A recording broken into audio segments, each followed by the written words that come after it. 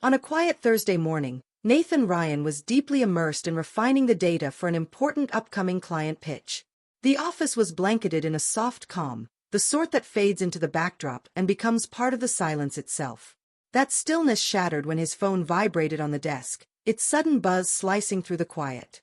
A message from his wife, Sarah, flashed onto the screen. "I'm filing for divorce. From now on, all communication will go through my lawyer, Daniel Carter. You'll receive his contact shortly. No introduction. No explanation.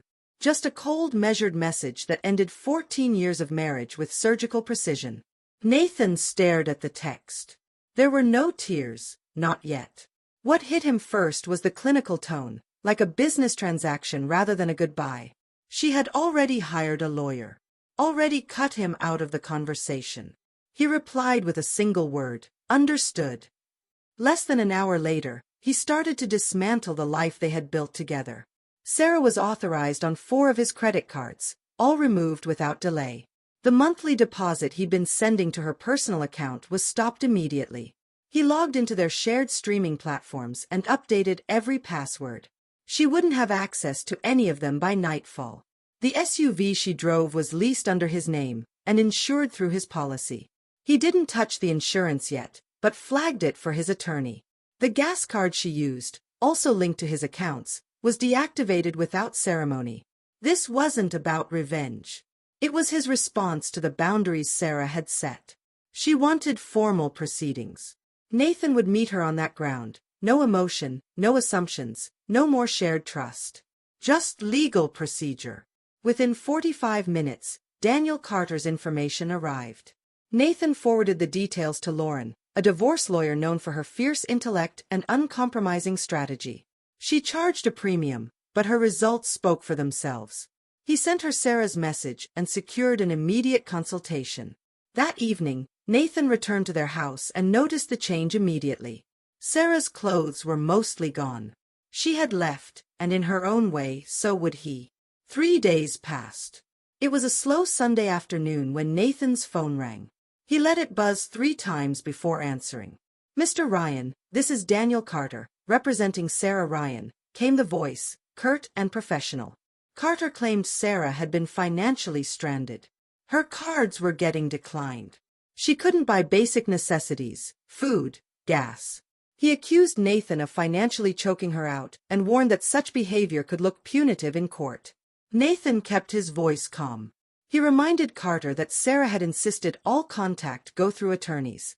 She had ended the relationship through a cold message, opting for legal channels over conversation. If she needed financial assistance, she could request it the same way, through formal proceedings. There was a pause. Nathan heard the soft shuffle of paper before Carter responded that he'd be in touch. "You already are," Nathan said, ending the call. His heart was pounding, but his thoughts stayed razor-sharp. He called Lauren immediately and briefed her on the exchange. She asked pointed questions, cross-referenced his steps, and assured him that everything he had done was within his rights. The credit cards, the allowance, none of it was marital property. They were individually his.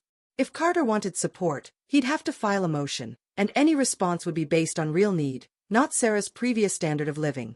Before ending the call, Lauren said, "You're not reacting emotionally, Nathan. You're executing a plan." She expected you to falter. But Nathan wasn't faltering. He was preparing. That night, the way he viewed Sarah shifted. She was no longer his wife. She was the opposition in a legal dispute she had initiated. He kept meticulous records of every move, canceled accounts, financial transactions, and correspondence. If this was to be a negotiation, then he would treat it exactly as such. By Tuesday night, just as he was finishing dinner, his phone buzzed again. This time, it was Megan, Sarah's older sister. "Nathan, what the hell is going on?" she said, clearly upset. "Sarah's been sleeping on my couch, sobbing every night. She can't even buy groceries. You froze everything." Nathan calmly explained that Sarah had demanded all communication go through her lawyer, and he was simply honoring that request. She had secured legal representation without a word to him and ended their marriage with a text. "She thought you'd keep helping her until things were finalized," Megan said hesitantly. Nathan leaned against the counter. She never asked. She handed me off to Carter and walked away. I'm just respecting her choice. She's scared, Nathan. She has nothing right now, Megan argued. She made this decision, he replied evenly. I wasn't the one who lawyered up or walked out after 14 years with a single sentence. There was a pause on her end. Then Megan said, barely audible, you were distant for months. Maybe, Nathan admitted. But I didn't erase her from my life with a message on a screen. The next morning, Nathan received an alert from the bank.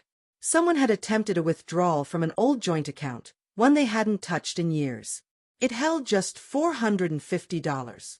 Sarah had come across the old debit card in her things and tried to use it. The bank flagged the unusual activity and locked the account. Nathan made a trip to the local branch the same day. He explained the divorce proceedings and asked that the account remain frozen until formal instructions were given. Lauren approved of the move, calling it evidence that Sarah was attempting to sidestep proper legal channels. The emergency court hearing was scheduled for the following Monday. As instructed by Lauren, Nathan dressed in a tailored charcoal suit with a pale blue shirt, opting to leave the tie behind, professional but approachable. Across the courtroom, Sarah sat quietly with her hair tightly pulled back, wearing simple, understated clothes. Her eyes remained lowered, she looked drained and fragile. Carter began the session with emotional urgency, painting a picture of a woman abandoned, financially cut off, left without shelter, without money for even the basics. Lauren, calm and steady, rose and addressed the court. Your Honor, we'd like to enter into the record a message sent by Mrs. Ryan before any financial decisions were made, where she explicitly states that all communication was to go through legal counsel. The judge, a keen-eyed man in his 60s, studied the message in silence. Lauren then provided documentation from the bank showing that Sarah had never jointly owned the accounts. She was merely an authorized user. Nathan, she added, had continued covering the essentials: mortgage, utilities, taxes, even the lease on her SUV. What he had removed was access to non-essential funds. Carter kept pressing emotionally, but the judge finally interrupted. Mrs. Ryan, did you attempt to talk with your husband about finances before sending this message? Sarah hesitated. I didn't feel comfortable having that conversation. Did he threaten you in any way? No.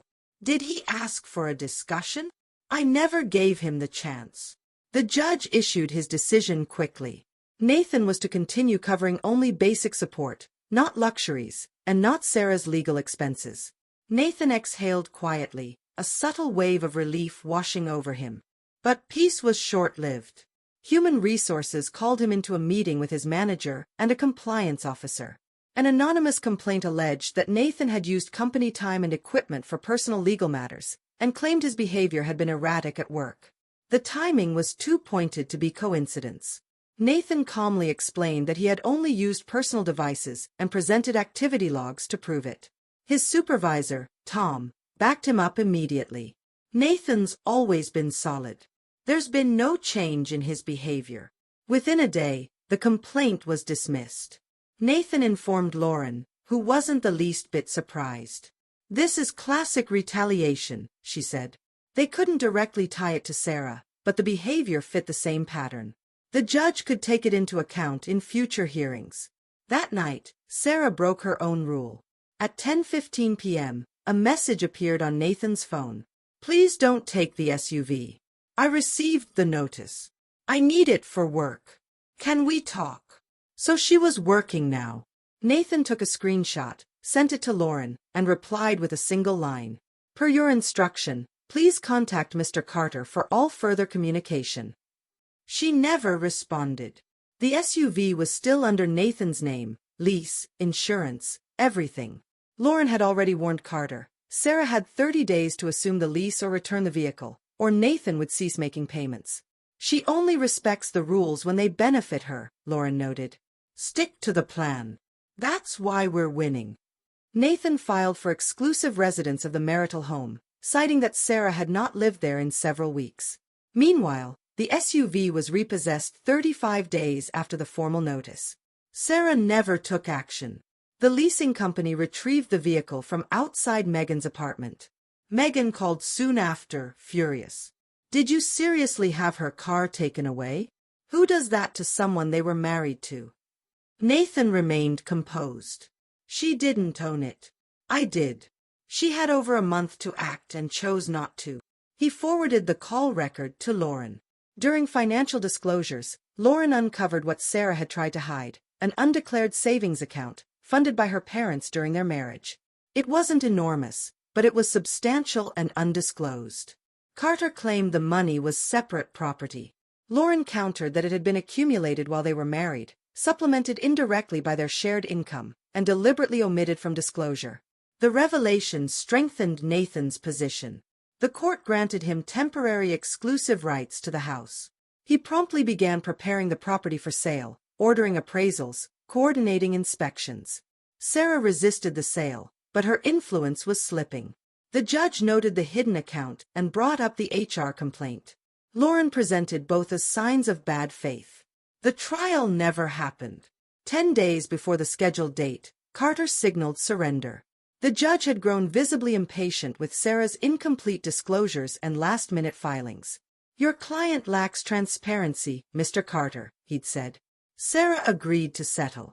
The final terms leaned in Nathan's favor, a 65-35 split of the home equity, justified by Sarah's hidden assets and lack of contribution in the last year of their marriage.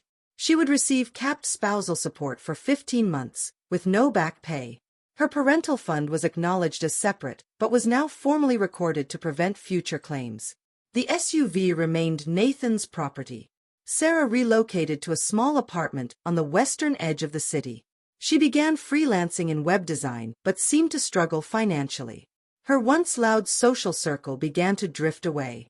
She never apologized for the abrupt message, the absence of conversation, or the damage she'd set in motion.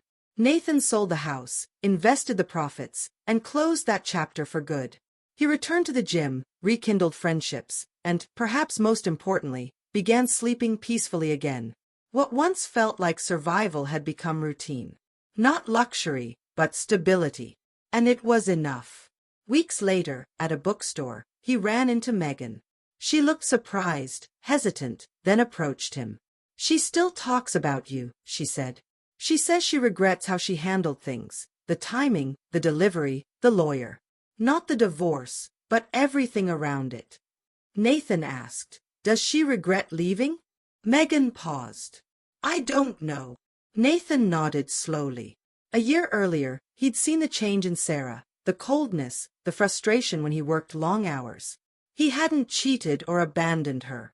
But maybe he had ignored the distance, or convinced himself it would close on its own. She hadn't asked for help. Hadn't said, "Let's fix this." She chose silence. And strategy. She picked a lawyer over a conversation. Lauren's voice echoed in his mind. Some people don't want resolution. They want control. Sarah had tried to script the ending. But when the story didn't follow her plan, all that remained was the silence she'd written for herself. It wasn't Nathan's silence. It was her design. And it ended with him in peace.